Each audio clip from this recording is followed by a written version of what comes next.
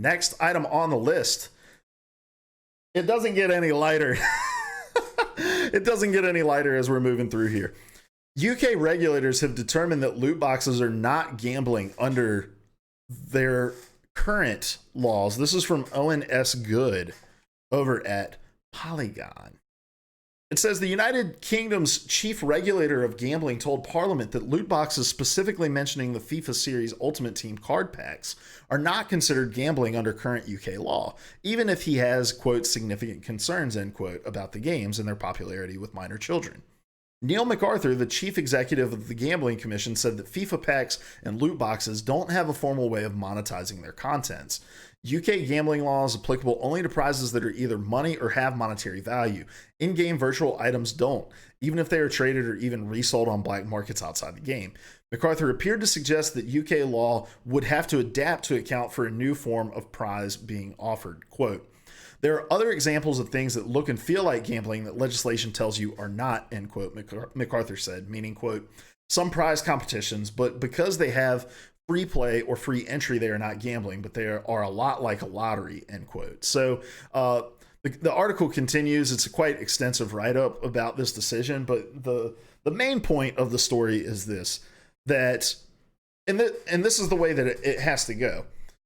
Loot boxes are an emerging thing. It is this thing that is not really well defined in any kind of official capacity in anything outside of gaming. And so when you try to apply it to a law, laws are built to varying degrees of ironcladness, right? You make a law that's too vague, and you can have so much stuff being poured into it that that law isn't performing the function that it was originally intended to, or it can be so narrow, right, that it outgrows itself and eventually there's no application for the law because those situations didn't exist.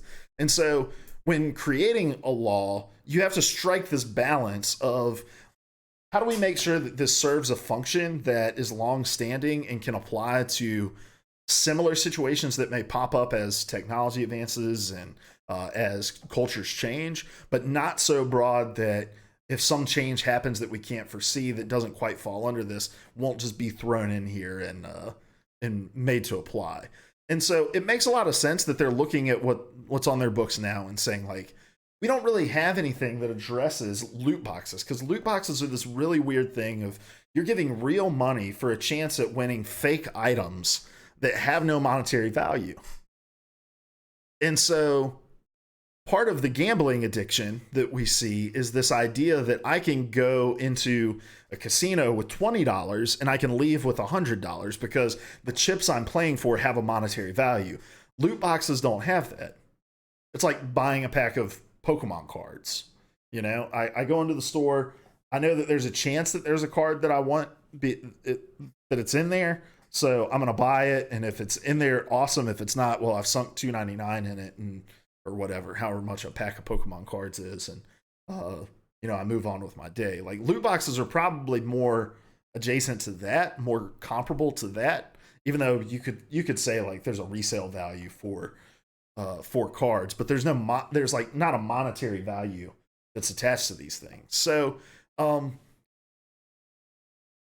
I hate loot boxes.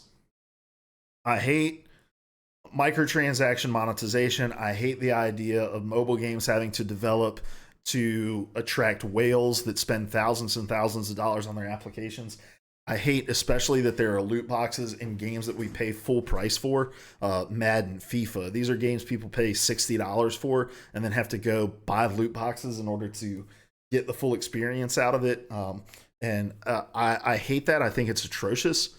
But the last thing that I want is a government stepping in to make the decision about what can and can't be done in games and try to regulate this. We're getting so close to it happening that I'm hoping that the games industry just wakes up and is like, maybe it's time we regulate ourselves.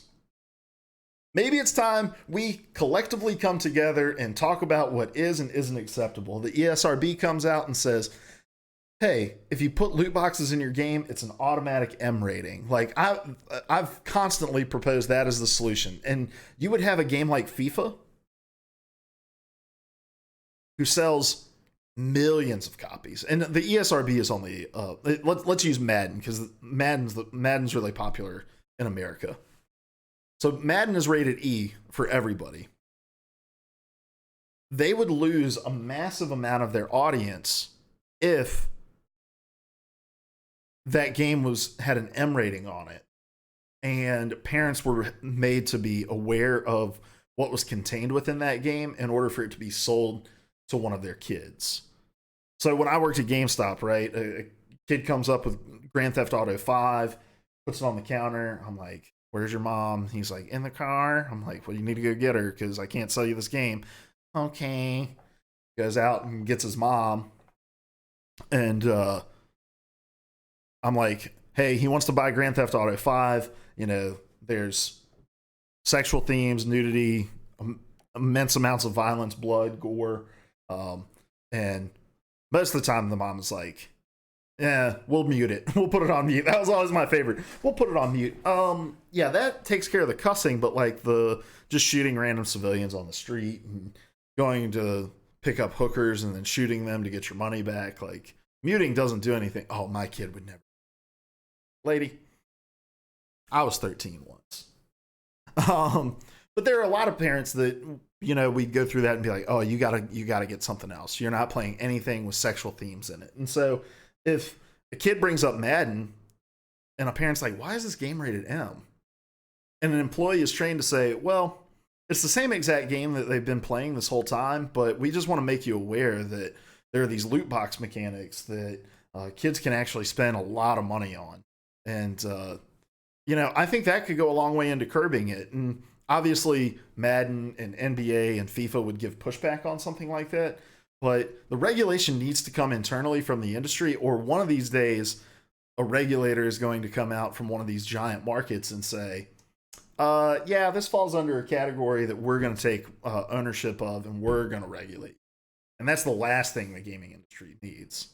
So while I hate loot boxes just as much as everybody else, I do not want the government's hands in them.